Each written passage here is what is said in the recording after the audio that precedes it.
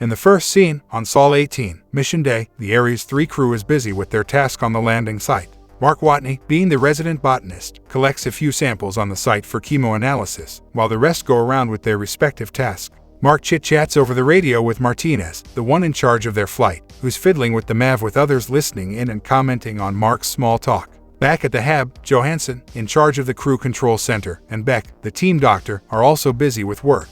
Johansson suggests to the captain to cut Mark's reception off the radio since he was talking non-stop. Of course, the commander gives the order and he's cut shut. Almost immediately, there's an emergency mission update, and Johansson informs the crew about a storm approaching them. The captain asks to know how bad the storm was, and Johansson informs her that it would be destructive to the MAV. As everyone returns to the HAB to see what was going on, they notice that the storm had escalated and they needed to take quick action. Vogel, the team physicist, and Mark suggest waiting till the storm calms. However, Commander Lewis gives orders to abort the mission when the storm proved to be damaging their MAV. Martinez leaves to ready the ship for its launch before the MAV tips off due to the strong wind. They all put on their EVA suit and head out with Mark behind them, closing the hab. As the crew struggle through the storm to get to the MAV, their satellite communication dish gets blown off. Those ahead are able to avert it from hitting them. However, Mark gets hit by it and is blown away by the storm. Everyone's in shock, and their efforts to hear from Mark are futile since they lost signals from him. The commander orders the teammates to return to the ship while she searches for Mark, hoping to get a signal from his suit. Martinez informs her that the MAV was tipping off and wouldn't hold any longer in the wind. However, she tells him to launch without her when it does. Beck breaks a harsh reality to her that Mark was eliminated since he wouldn't survive such a storm. Commander Lewis, however, returns to the ship since there was no sign of Mark. She gives Martinez orders to launch before their MAV tips off, shooting out of Mars without Mark. Meanwhile, back on Earth, NASA breaks the news to the public about aborting the Ares 3 mission to Mars, when the NASA satellites detected a storm approaching their mission site. He commends Commander Lewis's quick action on evacuating all team members to the ship, Hermes, before any further damage was done to the MAV. Following that, he breaks the sad news of Mark Watney's demise to the press, reporters causing a ruckus for further questions. Now back on Mars, surprisingly, Watney had survived the hit, and he gasps for air upon regaining consciousness, with a critical oxygen level. He manages to pull himself out of the heap of sand, panting in pain as he tries to pull out a thin metal that punctured his EVA suit deep into his stomach. He then returns to the hab to tend to his wound. He endures the pain through the process as he quickly pulls out the rod from his stomach. He cuts off his suit from his body and carefully takes out the remnant of the rod from his stomach, after which he stitches it. He not only grunts in pain from his injury but is frustrated as he's been left stranded on a strange planet. Later on, Mark logs into the HAB journal and enters the log for Sol 19, a recording that he's alive. He explains that his blood and the antenna that pierced him had created a bridge on his suit which kept him alive. He records that he didn't die on Sol 18, knowing it would come as a surprise or rather a shock to his crew, NASA, and the world at large. He has no way of communicating with NASA or his crew, and sadly it'll take 4 years for another manned mission to reach him. He's stuck in a hab that is designed to last for only 31 days. He explains that if he miraculously doesn't die of thirst or lack oxygen, he'd eventually run out of food supplies. Mark sits, waiting and thinking of ways to survive and also signal to Earth. However, nothing seems to come to mind. It must have been impossible to stomach the fact that he was stranded on a planet where no one except him. He goes about arranging stuff around the hab, after which he takes a rest. He promises to stay alive to himself. On Sol 21, Mark grunts in pain as he wakes up from sleep. He walks towards a table and places his hand on them, thinking of what to do next. He opens up a few cupboards and takes out food supplies. He begins to ration them while eating, after which he uses the bathroom, on vac flushing his feces. An idea settles in as he hears the machine freeze dry and seal his waste. He immediately goes back to the kitchen to take out the whole potatoes they'd saved for Thanksgiving. He exclaims in excitement as he goes to enter the log for Sol 21. He records that he's rationed the food supplies to last him for 400 sols. He comes up with an idea to grow the whole potatoes to last him 3 years, and that too on a planet where nothing grows. Later on, he takes out a few sealed feces from the organic waste storage to use as compost for his plant. He moves the solar plates from their original position, making it face the sun directly. He dusts it off, allowing it to trap enough energy from the sun. He stacks some soil samples they'd brought from Earth into a cart, recording every bit of his actions. Afterward, he treats his, still, bleeding injury. On Sol 24, Mark takes some sealed feces from the organic waste and stores it in a container. He sets up 2 enclosed tents attached to the mission rover, using some tarpaulin. He packs Martian soil outside the hab, pouring it onto the floor of the tent. He takes a break afterward, drinking a grain juice, after doing a task that was worth many hands. On Sol 31, he makes lines across the already spread Martian soil in the tent, as ridges. He cuts open the sealed feces and he also adds some earth soil, after which he mixes it with some liquid, covering his nose from the stench. He slices the whole potatoes into halves and shortly afterward, he takes the compost alongside the potatoes and buries it. He uses the grain juice as water after covering it up. On Sol 36, Mark entertains himself with Commander Lewis's 80s music collection. He ponders on how to get enough water to farm the large square meter he'd created, with each cubic needing 40 liters of water to farm. Luckily, he's knowledgeable about the recipe, being that he only needs to get oxygen to burn with hydrogen to produce water. Mark fills a cylinder with enough hydrogen from the MAV. He also uses a radium catalyst to help separate the oxygen from the carbon dioxide in the MAV fuel plant. He narrates the whole process and also how dangerous his plans would prove to be while entering the log for that Sol. He carves out some wood for Martinez's crucifix to help make fire. He goes to bed with the crucifix, hoping and counting on it to work out. The next Sol, he uses the wood chips to make fire. As soon as it catches fire, he places it on the valve connected to the hydrogen cylinder. He rejoices when he begins to see a few drops of water. However, he blows himself and the tent up when the lingering oxygen bursts into flames. Sol 37 log entry. He sits in front of the cam with an injured face and his ear still ringing from the explosion. He'd not accounted for the excess oxygen the radium valve would be separating from the carbon dioxide he'd been exhaling, thereby causing an explosion since excess oxygen combined with hydrogen was highly inflammable. Later on, he puts on his EVA helmet with a radioactive suit as he marches toward the water plant. He repeats the previous steps he'd taken while setting up the water plant. However, it doesn't blow off this time. Mark wipes his hands on the water produced on the walls of the tent as the water spreads over the soil. He checks in on everything regularly, and he also adjusts the solar panels outside the hab. He makes some repairs to his EVA helmet, and on Sol 54, he notices a little sprout of the plant inside the tent when he passes by with his plate of food. He then goes over to say hello to the little plant. Back on Earth, Teddy Sanders, the director of NASA, gives a speech at Mark's memorial service. In Johnson Space Center at Houston, NASA's director of Mars mission, Mr. Vincent Kapoor, meets with Teddy Sanders after Mark's memorial service to discuss another mission. He asks Teddy to authorize his satellite time. Since 5 Ares missions had been fully funded, they could get Congress to authorize a 6th. He explains that they utilized loads of supplies the Ares 3 mission had left behind to fund the Ares VI mission. Teddy immediately disagrees with him, telling him that he wasn't the only one in need of satellite time. Teddy explains that since they were a public body, he wouldn't want to show pictures of Watney's body everywhere. Launching another mission immediately after the loss of an astronaut would be unpleasant to the public. Vincent then tells him that Mark's body wouldn't decompose, but Teddy explains that the meteorologists expect his body to be covered up by sand within a year. Vincent then proposes to him that they could express their sympathy to the Watney's family by bringing Mark's body back to Earth on the Ares 6 mission. He explains that they would put it to be a part of the mission's purpose, and they would get more support from Congress. However, waiting a year wouldn't benefit them. Meanwhile, at the Mission Control Center, Mindy Park receives a satellite report around 1:30 a.m. Upon accessing it, she's surprised and a bit confused as she notices a change at the Ares 3 landing site. She compares the landing site satellite time picture of Sol 18 and 54 a couple of times, after which she immediately puts a call through to the security requesting an emergency contact fervency report. Vincent and Teddy, alongside Annie, arrive to confirm Mindy's report. Vincent is convinced that Mark is alive. He zooms in to show them the clean panels alongside the rover that had been moved, since Commander Lewis had plugged it to charge on Sol 17. However, Teddy argues that the wind might have cleaned the solar panels, and Annie suggests they call Commander Lewis on Capcom to confirm the position of the rover. Teddy immediately cuts in, telling her that if there's a possibility that Watney's alive, informing the Ares 3 crew would be a bad idea. He explains that the Ares 3 crew had 10 more months to return to Earth, and they needed to be focused. Side space travel was dangerous. He tells her that news would distract them, and Vincent concurs with Teddy, since informing the crew would make them devastated for leaving Mark behind.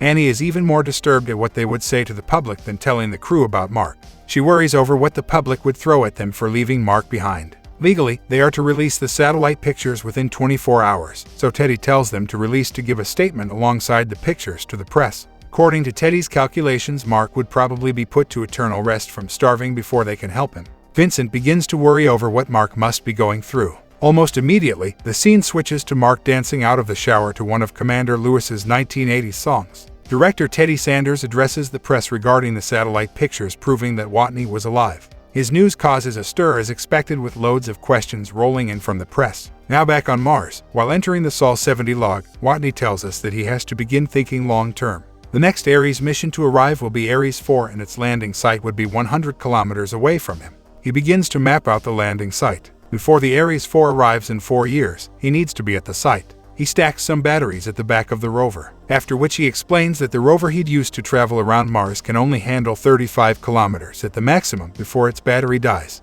in which he'll need to recharge at the hab afterward. He goes ahead to talk about his second problem.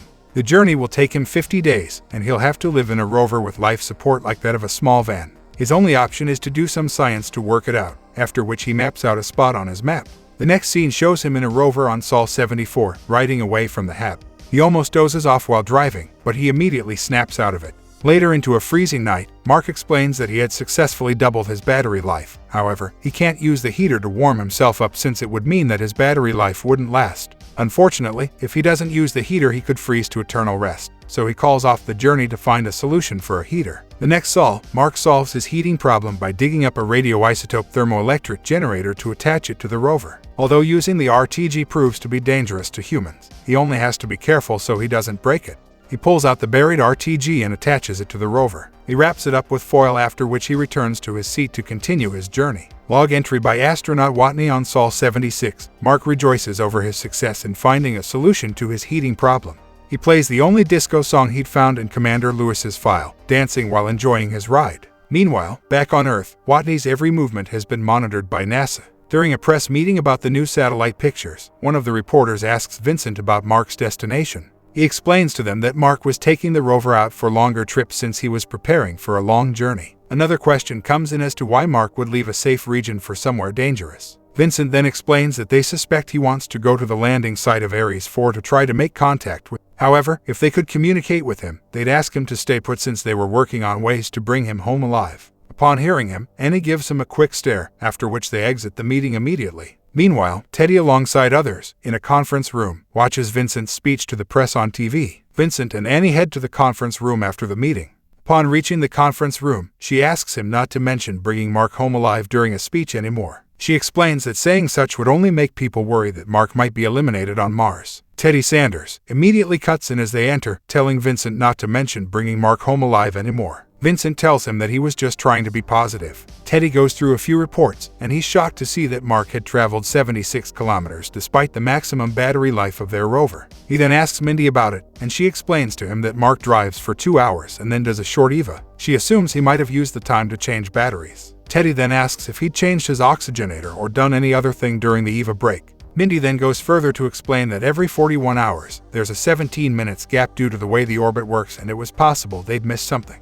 Teddy then gives her full authority over the satellite trajectory orbital adjustments. He asks her to reduce the gap to 4 minutes so that they can capture everything without missing any detail. Lindsay returns to her seat after receiving he was done with her. Teddy goes ahead to talk about Mark's movement to the Ares 4 site. He knows that Mark is smart enough to know that going to the site is his only chance. He then asks Bruce Ng, the director of her production laboratories, over a video call about the earliest it would take for pre-supplies to reach the Ares 4 site, assuming Mark reaches the site. Bruce then tells him that with the position of the Earth and Mars, it would take a total of 9 months, with 6 months for building it. Teddy immediately cuts into his explanation, telling him to make it ready in 3 months. The JPL crew exclaimed since it was impossible to prepare such supplies within 3 months. Teddy then threatens him with making a report on the JPL's building capabilities, and by his calculations, the overtime dedicated to the work would be a nightmare. Bruce doesn't have to do the math to know how draining the overtime would be. Teddy tells him that he'd fund him the money, so they should get to work. Just then, Mitch Henderson, the Hermes director of flight, brings up the issue of informing the crew about Mark.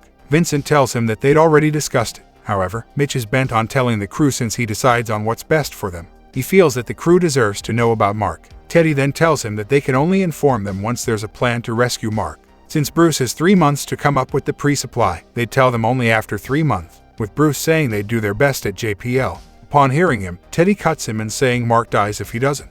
Back on Mars, Mark cultivates his potatoes after 48 sols, and they grew even better than he'd expected. He carefully uproots them, after which he keeps the plant to further use it. Log entry 79, he's now become the first one to grow healthy potatoes on the Martian soil. However, his achievements wouldn't matter if he doesn't figure out a way to communicate with NASA. He zooms in on a map when was looking at it, and then he picks on a spot, saying he knows what to do. He rides on the rover to the same spot on the map. Meanwhile, Mindy informs Vincent about Mark's movement, and he's confused about where he was headed since he hadn't taken the course for over 13 days. He was also not headed to the Ares 4 and wasn't taking a straight route, so it gets Vincent wondering. Mindy suggests he might be trying to avoid some obstacles on his way. However, Vincent tells her that there was nothing out there except pausing without completing his statement. Mindy asks to complete his statement, but he immediately requests for a map. He rushes into one of their workspaces, taking down a Mars map from a wall, with one of the workers questioning. He apologizes and borrows a marker and ruler from one of them. He traces the hab and Mark's current location to a possible destination. Vincent immediately catches on to where Mark was headed, and Mindy's mouth falls open in shock. Vincent leaves to get on an airplane. Meanwhile, on Mars, Mark arrives at his destination, and almost immediately the scene switches back to Vincent arriving at the JPL in California. Bruce and G welcomes Vincent and they head to his workspace. While Bruce introduces Vincent to his workers, Mark stumbles upon something on the Mars, and he begins to pull out something from the sand, leading him to another device buried in the sand. Meanwhile, Vincent asks to see the replica of what Mark was digging up. He finally uncovers a device he and Vincent call the Pathfinder. Mark opens it up and attaches it to his rover. On Sol 109, Mark boards it at the hab. He sets it up after taking some cables and battery from the hab, and the crew on Earth set up theirs as well, waiting for the signal. After waiting a while, the test line finally turns on, and immediately the JPL acquire a signal to their own test line, with Vincent rejoicing.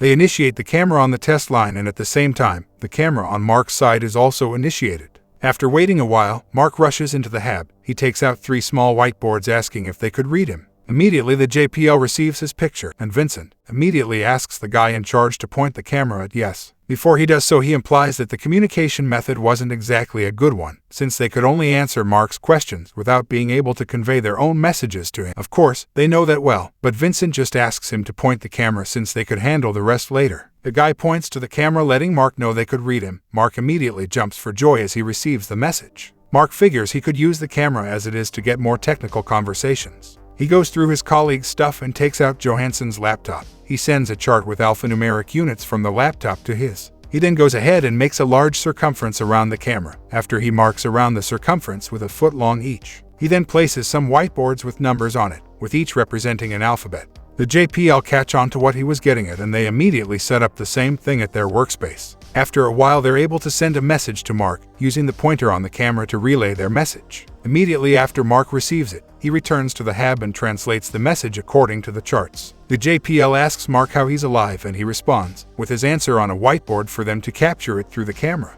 Not quite long, the JPL receives his response, and Bruce wakes up dozing Vincent to see Mark's reply. The conversations between Mark and NASA progress. The experts in NASA instruct him on how to hack the rover operating system into allowing the Pathfinder to communicate with it.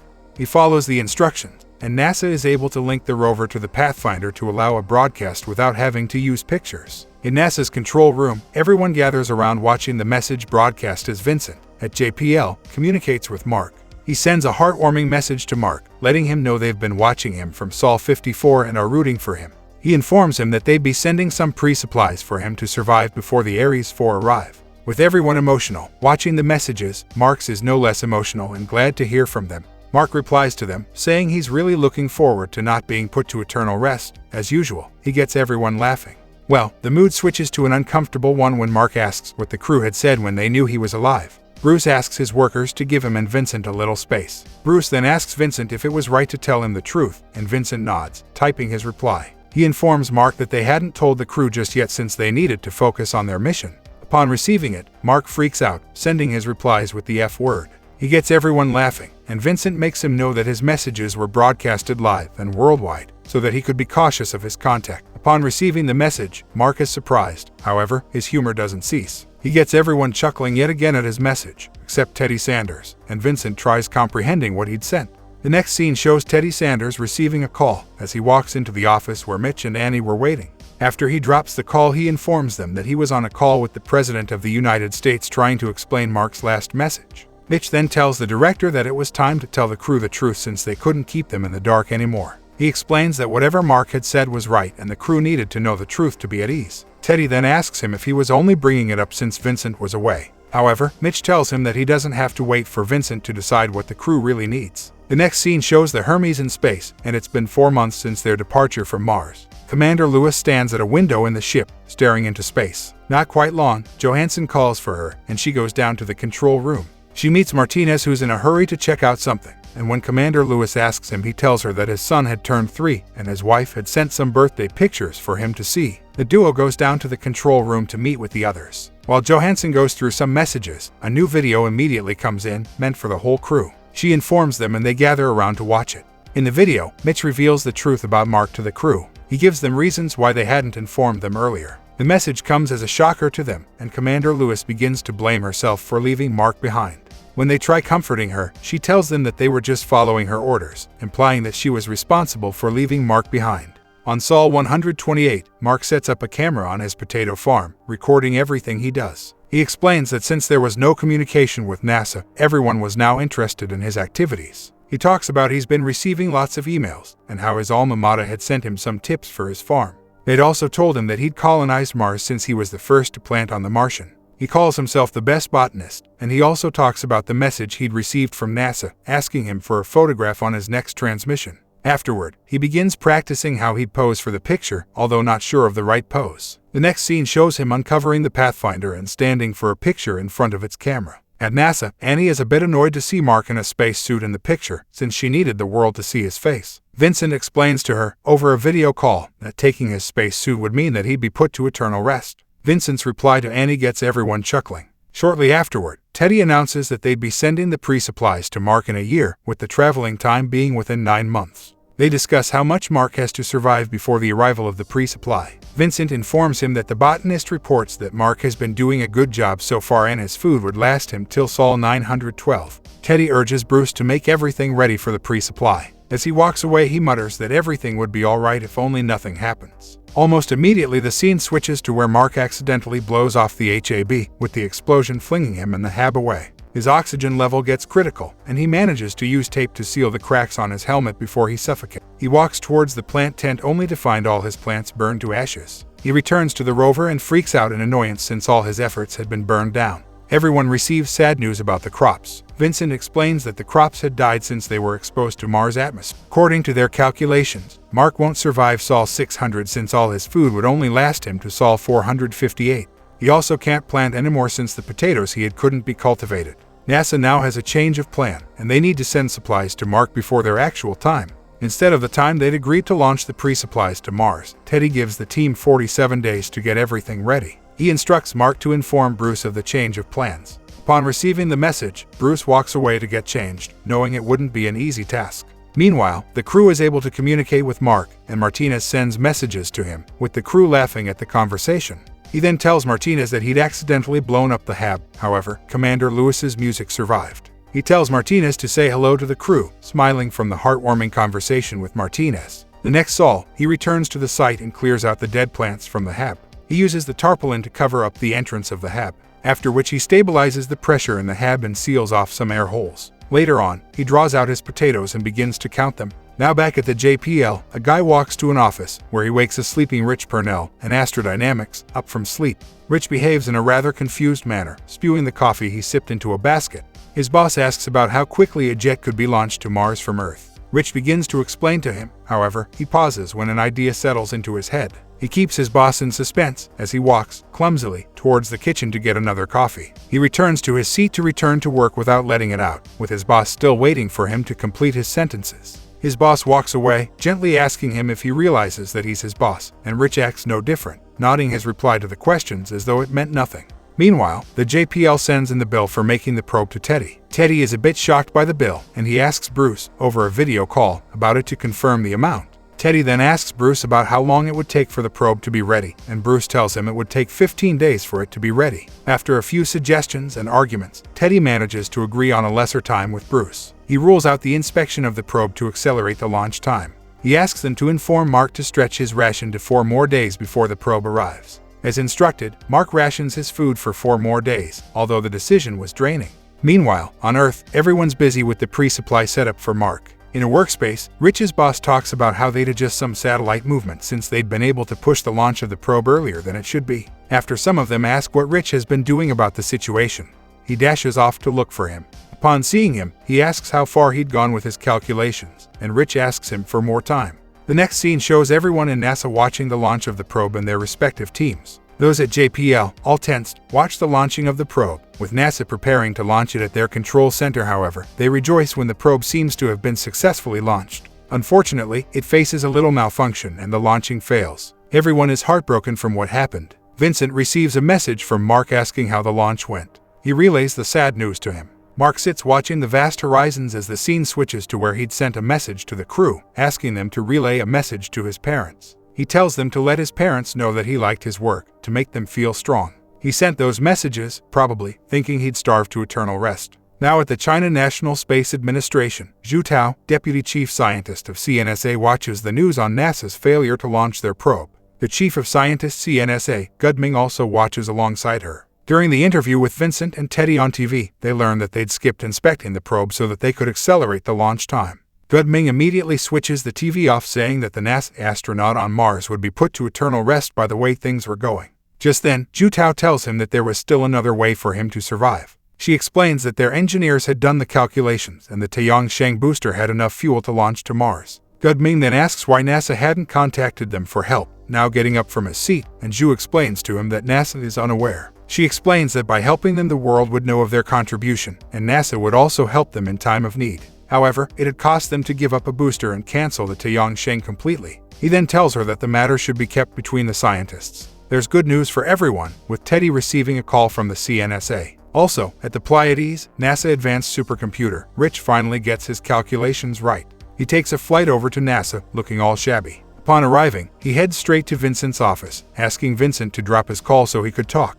Vincent's even more confused as to who he was than having the audacity to tell him to hang up his call. However, Rich introduces himself and gets straight to business. Not long, Annie walks into an office where she meets Teddy, Mitch, Vincent, and of course Rich. As Annie arrives for the meeting, she asks why the mission had a strange name on its invitation, and Teddy explains that it's a secret meeting only within themselves. After a little small talk, she asks about who Rich is, and Vincent introduces him to her. After the introduction, Vincent asks him to repeat everything he'd told him to everyone. He then uses Annie and Teddy for demonstration. According to him, he'd done the calculations and his plans will be successful. He proposes that the Hermes change their course towards Mars, and the Tiansheng would provide them with enough supplies before they head towards Mars. Meanwhile, Mark would intercept himself from Mars using the MAV, the crew would rescue him, and everyone returns home. Bruce and Rich's boss seems to agree with him since it was the best idea so far. However, Teddy sends him out. Teddy then asks the members if Rich was right, and of course, he was. However, they'd be adding an extra 500 days to the crew's mission.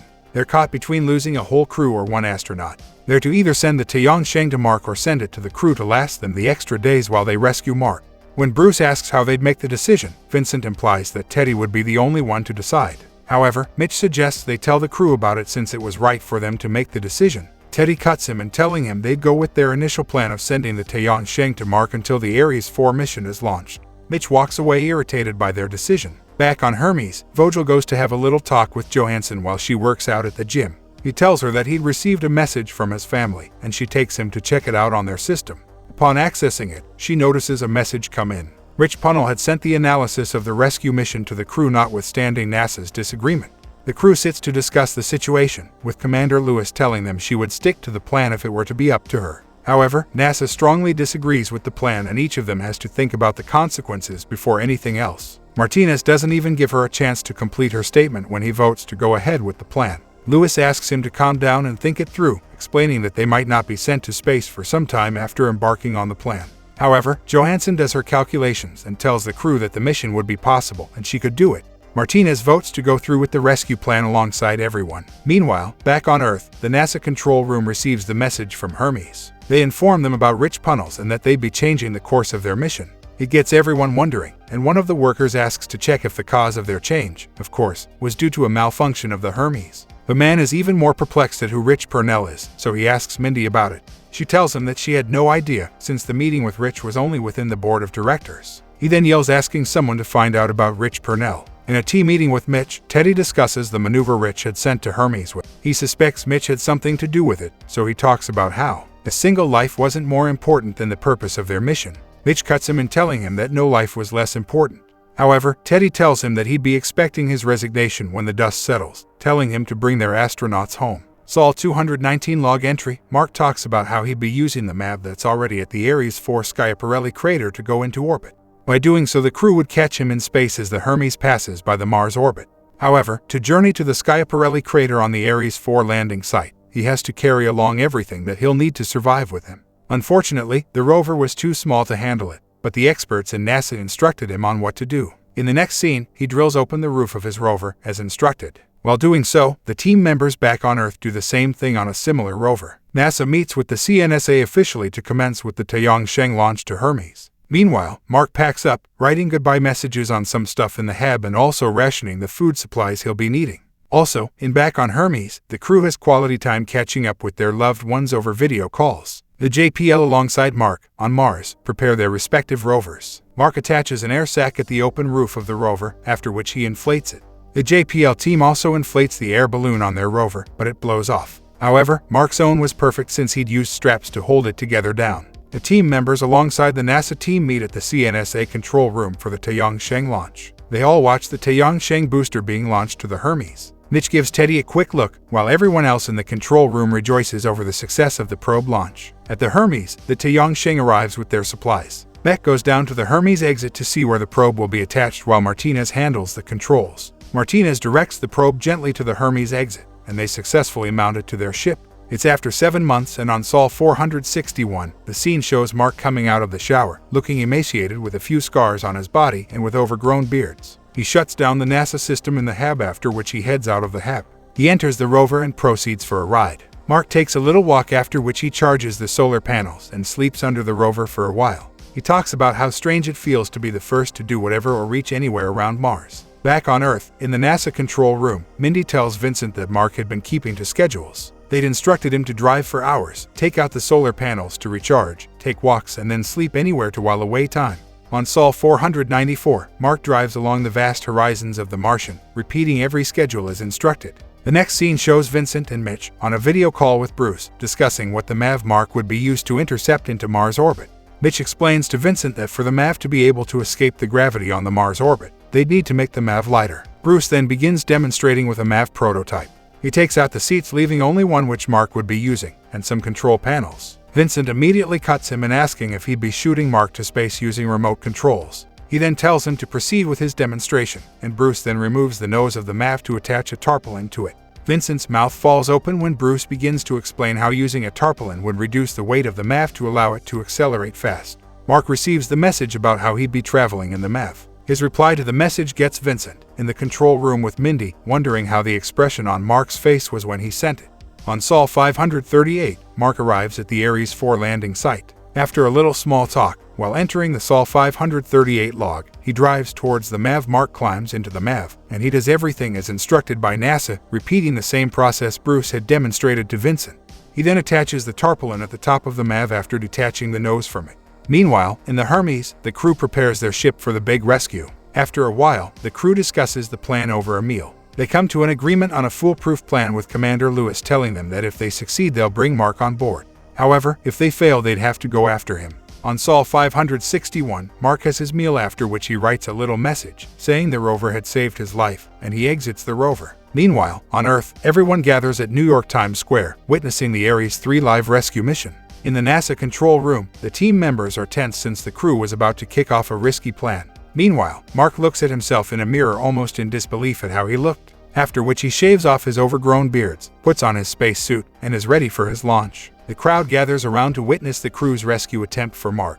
Mark launches into space. However, the tarpaulin on the MAV gets blown off, and it results in Mark passing out while the MAV pulls backward. With the MAV and Mark floating in space, the crew tries to get him to respond. However, he doesn't, and it gets everyone worried. He finally wakes up, with everyone letting out a sigh of relief. However, the distance created due to the accident turns out to be farther than estimated. After some calculation, Commander Lewis suggests they set off an explosive to help increase the thrust of the Hermes. Mark, over the MAV, tells them that he could grab sharp objects to pierce his space suit so that he could speed towards them. However, Commander Lewis dismisses his idea, and she announces the new plan to NASA. Her plans stir quite an uncomfortable reaction, since it was risky to launch an explosive in space. Meanwhile, Vogel makes the explosives using a few of their supplies while Johansson assists him. Johansson then goes over to Beck, handing him the explosive. She gives him a hug, kisses Eva's helmet, and asks him to be careful, although telling him not to tell anyone. The plan sets off. However, Commander Lewis decides to head out so she could grab Mark. As the explosive sets off, it pushes the Hermes a little further to Mark, and Commander Lewis moves further to Mark with the rope on her suit attached to the Hermes. However, Mark grabs a sharp object to pierce his space suit so he could speed toward her when she is unable to reach him. Unfortunately, she fails to grab him, leaving everyone in suspense as Mark begins to float away. However, he grabs the rope that was attached to the ship, and with that, Commander Lewis pulls him closer, and they successfully rescue him. The movie switches to emotion as everyone on Earth and the crew jubilates on the successful rescue attempt, with the crew hugging him. The next scene shows Mark sipping coffee, after which he touches a little sprout of plant, saying hello to it. It's Mark's first day on Earth after returning from the life-threatening mission.